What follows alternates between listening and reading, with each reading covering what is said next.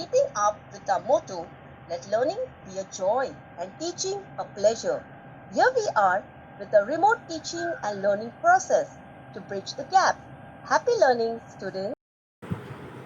विषय हिंदी व्याकरण अर्थात हिंदी ग्रामर, कक्षा तीसरी, चौथी, पाँचवीं।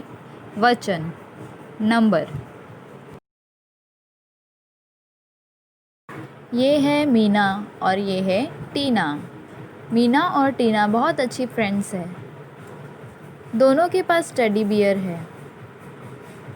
पर देखे मीना के पास कितने टेडी बियर हैं? एक। और टीना के पास कितने टेडी बियर हैं? दो। इससे हमें पता चलता है कि मीना के पास एक टेडी बियर है और टीना के पास दो टेडी बियर है। इसे ही नंबर या वचन कहते हैं।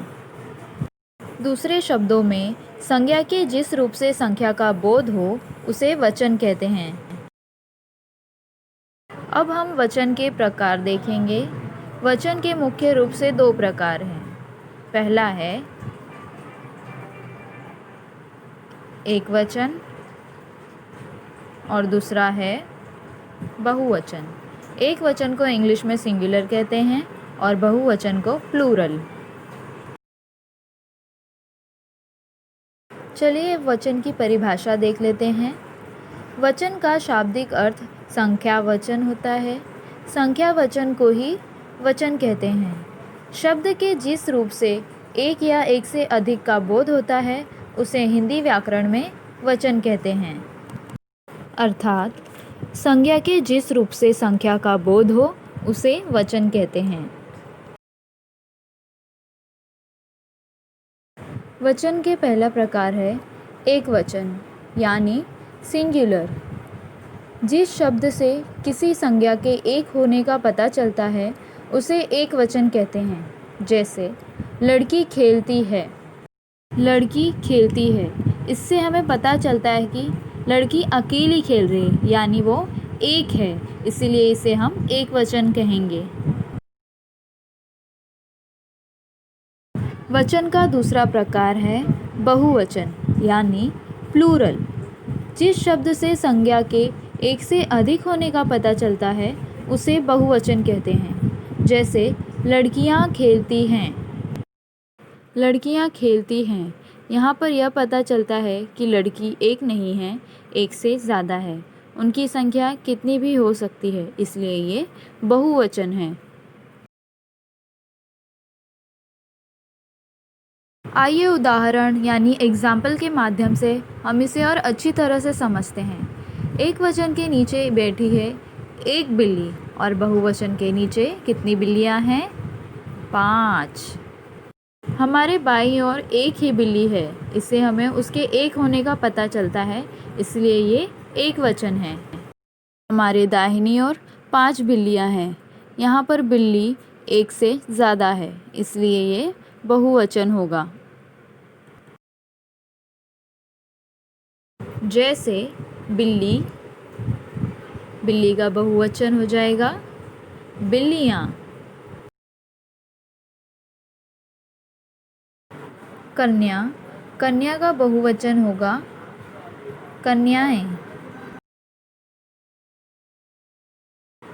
कुत्ता, कुत्ता का बहुवचन कुत्ते। गमला, गमला का बहुवचन गमले। आइए वचन को और अच्छी तरह से जानें। कुछ शब्दों में के दोनों वचन समान होते हैं, प्रयोग द्वारा ही उनके रूपों में भेद दिखाई गई है। जैसे एक वचन में साधु आया, इसका बहुवचन हो जाएगा साधु आए। पुल बना, इसका बहुवचन होगा पुल बने।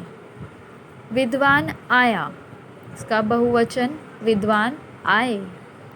चोर भाग गया, इसका बहुवचन होगा चोर भाग गए।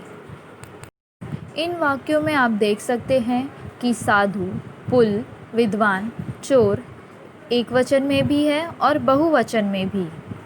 परंतु इन वाक्यों में हमें एक वचन और बहुवचन का पता कैसे लगा?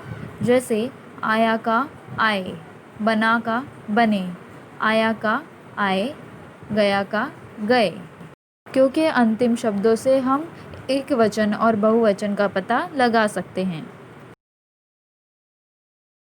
एक वचन से बहुवचन बनाते समय हम किन मात्राओं का प्रयोग करते हैं, आइए देखें।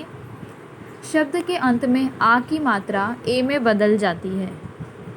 बच्चा, बच्चे, कपड़ा, कपड़े, लड़का, लड़के, रुपया, रुपए।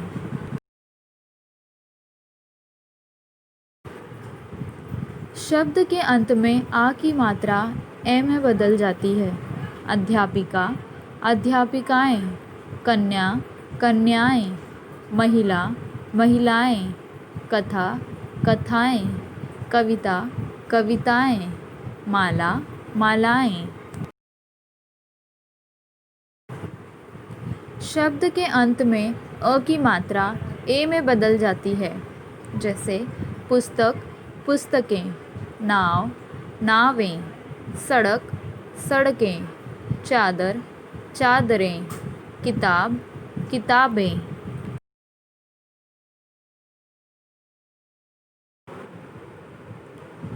शब्द के अंत में ई की मात्रा इया में बदल जाती है। जैसे नदी, नदियाँ, गाड़ी, गाड़ियाँ, पत्ती, पत्तियाँ, चिट्ठी, चिट्ठियाँ, साड़ी, साड़ियाँ, नारी, नारियाँ। को प्रैक्टिस के लिए गृह कार्य दे रही हूँ। वचन बदलिए। यहाँ मैं आपको एक वचन के कुछ शब्द दे रही हूँ जिससे आपको बहुवचन में बदलना है।